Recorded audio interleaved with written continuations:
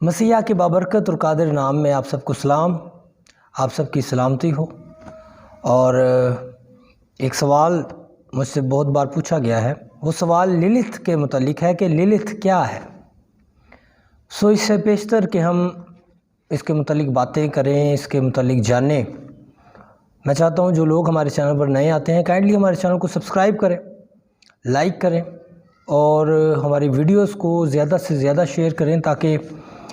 ایسی بہت ساری باتیں جو ہمیں نہیں معلوم وہ ہم جان سکیں، اور اگر وہ باتیں بدعتی ہیں تو ہم انہیں اپنی زندگی میں سے نکال سکیں، اپنے ذہن سے نکال سکیں۔ آئے ہم اپنے سوال کی طرف آتے ہیں کہ للت کون ہے، للت کیا کردار ہے۔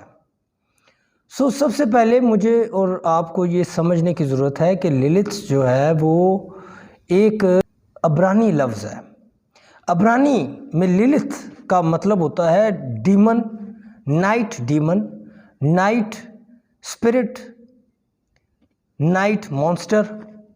اردو میں اگر دیکھیں تو بھوت، چڑیل، جن، یا پھر اردو بائبل کی جب ہم بات کرتے ہیں تو وہاں پر عفریت شب یعنی کہ رات کا بھوت، رات کی چڑیل، یا اور بھی ہم اس میں سے معنی نکال سکتے ہیں۔ کچھ لوگوں کا خیال ہے، اس بات کو وہ اپنے اندر لیے ہوئے ہیں کہ للت جو ہے وہ ایک واقعی جیتا جاگتا کردار ہے، اور ایک اس کا معنی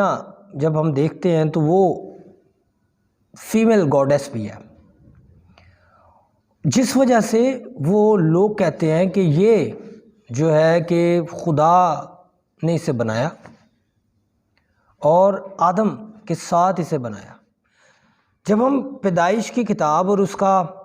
پہلا باب اور اس کی 27ویں آیت کا مطالعہ کرتے ہیں تو وہاں پر لکھا ہے کہ خدا نے نر و ناری بنایا، خدا نے انسان کو نر و ناری بنایا۔ وہاں پر ہوا کا ذکر نہیں ہے، جس وجہ سے جو لوگ ہیں جو للت کو ماننے والے ہیں وہ کہتے ہیں کہ بھائی یہ جو ہے نر و ناری بنایا تو یہ ساتھ میں للت کی بات کی جا رہی ہے، جبکہ وہاں پر دور دور تک للت کا نام و نشان نہیں ہے۔ اور وہ یہ کہتے ہیں کہ آدم کو ادمہ سے بنایا، مٹی سے بنایا، سرخ مٹی سے بنایا، ایسے ہی للت کو بھی خدا نے سرخ مٹی سے بنایا۔ اس لیے یہ دونوں آدم تھے، دونوں انسان تھے۔ اور پھر کیا ہوتا ہے کہ یہ جب دونوں برابر کے تھے، ایک ہی سبسٹینس سے بنائے گئے، ایک ہی اصل تھی ان کی، ایک ہی روٹ تھی، ایک ہی جڑ تھی ان کی، تو جب آدم کوئی بات کرتا تو للت اس کا انکار کر دیتی۔ وہ کہتی کہ میں تیرا حکم کیوں مانوں، میں تیری بات کیوں سنوں، کیونکہ تو بھی مٹی سے بنا ہے اور میں بھی مٹی سے بنا ہوں، ہم دونوں ایکول ہیں، نہ تو مجھ پر حکومت کر سکتا ہے نہ میں تجھ پر حکومت کرتی ہوں۔ وہ دونوں آپس میں لڑنے لگے۔ اب یہ میں ایک متھ ہی بتا رہا ہوں، اس میں سے کوئی سچائی نہیں ہے کہ وہ کیسے اس کا جو ہے وہ ڈیٹیل دیتے ہیں یا کیسے اس کو بیان کرتے ہیں۔ تو پھر کیا ہوتا ہے، جب لڑائیاں ہوئیں تو خدا نے دیکھا کہ یہ بات ٹھیک نہیں ہے اور للت بالکل بھی آدم کی بات نہیں سنتی، تو خدا نے للت کو عدن سے، باغ عدن سے نکال دیا۔ اور پھر جب ہم دوسرے باب کی 18ویں آیت میں آتے ہیں تو وہاں پر لکھا ہے کہ آدم کا اکیلا رہنا اچھا نہیں ہے، تو اس وجہ سے پھر خدا نے ہوا کو بنایا۔ تو یہ اس کی بیک گراؤنڈ سٹوری ہے جو کہ ایک کسی رائٹر کی، کسی بندے کے ذہن کا کردار ہے، بندے کے ذہن کی من گھڑت کہانی ہے، اس میں کوئی سچائی نہیں پائی جاتی۔ سب سے پہلے اس کا ذکر جو ہے یہودی روایات میں بابلی تالمود ایک کتاب ہے، تو اس کے ایک رائٹر نے اسے تقریباً آدم سے 5500 سال بعد لکھا، اور اس نے اسے ایک ڈیمن متعارف کروایا اور ایک بدرو متعارف کروایا تھا جو بائبل کی تعلیم ہے، کیونکہ جب ہم یسایہ 34واں باب پڑھتے ہیں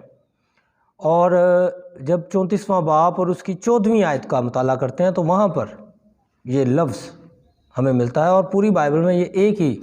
بار استعمال کیا گیا ہے اور وہ رات کے مونسٹر کے بارے میں ہی استعمال کیا گیا ہے۔ تو جب بابلی تالمود میں اس کا ذکر کیا گیا تو اسے رات کی بدرو یا ایسا کریچر متعارف کروایا گیا جو بچوں کو کھا جاتی ہے، جو بچوں کو کھا جاتا ہے۔ اور پھر 7ویں صدی میں، یعنی کہ مسیح سے 700 سال بعد، ایک اور یہودی روایت ہمیں ملتی ہے اور اس بندے نے للت کو آدم کی بیوی قرار دے دیا، جو ہم نے پہلے بات کی تھی، لیکن اس میں بھی کوئی سچائی ہمیں نظر نہیں آتی۔ یہودی خود اس بات کو، جو ان کے بڑے سکولرز ہیں، جو اتھینٹک سکولرز ہیں، وہ اس بات کو نہیں مانتے، کیونکہ جو ہسٹری ہے وہ تقریباً 400 سال 300 سال میں جو لکھی جاتی ہے اسے مانا جاتا ہے، اور اب جو آدم کے بعد کوئی 6000 سال بعد کوئی بات لکھ رہا ہے تو وہ بات تو بالکل بھی درست نہیں مانی جائے گی، وہ بالکل بھی اس میں کوئی حقیقت نہیں ہوگی۔ تو یہودی جو بڑے اسکالر ہیں وہ بھی اس بات کو رد کر دیتے ہیں۔ پہلے ہم نے کہا کہ اس کا پہلا ذکر 400 مسیحی میں یا 4تھی صدی میں بابلی تالمود میں ہوا، دوسری بار اس کا ذکر 7ویں صدی میں۔ پھر ان ساری باتوں کے بعد 19ویں صدی میں اس کا ذکر آتا ہے، جو سیکولر لٹریچر ہے، جو عام لٹریچر ہے، جو مذہبی لٹریچر نہیں ہے، اس میں للت کا ذکر ایسے آیا کہ اسے ایز اے چڑیل بتایا گیا ہے، ایز اے ایک ڈائن بتایا گیا ہے، ایز اے اسے ایک ایسا کردار بتایا گیا ہے جس کے نام کی جادو یا کالے جادو کی، بلیک میجک کی پریکٹس کی جاتی ہے۔ لیکن جب ہم آرتھوڈوکس کو دیکھتے ہیں، آرتھوڈوکس ایسا ایک فرقہ ہے جو روایات کو بڑا مانتا ہے، لیکن وہ ایسی روایات کے بارے میں بالکل بھی شور نہیں ہے، وہ ان روایات کو، للت کے متعلق جو روایات ہیں اسے نہیں مانتا۔ کیتھولک چرچ بھی اس پر ڈٹا ہوا ہے، اور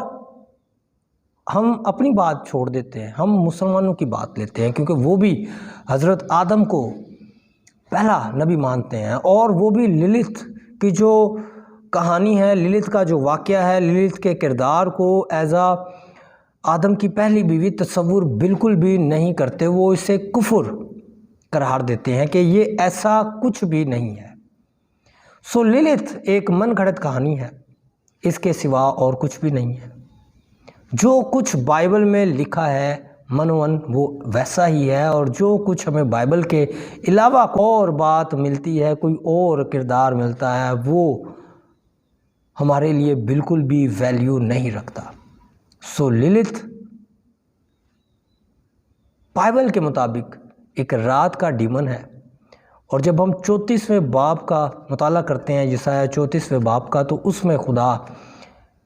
جن مخلوقات کو سزا دینے والا ہے، جن کریچرز کو وہ سزا دینے والا ہے، ان کے بارے میں اس نے ذکر کیا۔ اور للت جو ہے وہ نائٹ مونسٹر ہے، نائٹ ڈیمن ہے، رات کا بھوت ہے، رات کی چڑیل ہے، یا عفریت شب ہے، کچھ بھی ہے، خدا اسے ہلاک کرنے والا ہے۔ بہت شکریہ، خداوند آپ سب کو بہت زیادہ برکت دے، آمین۔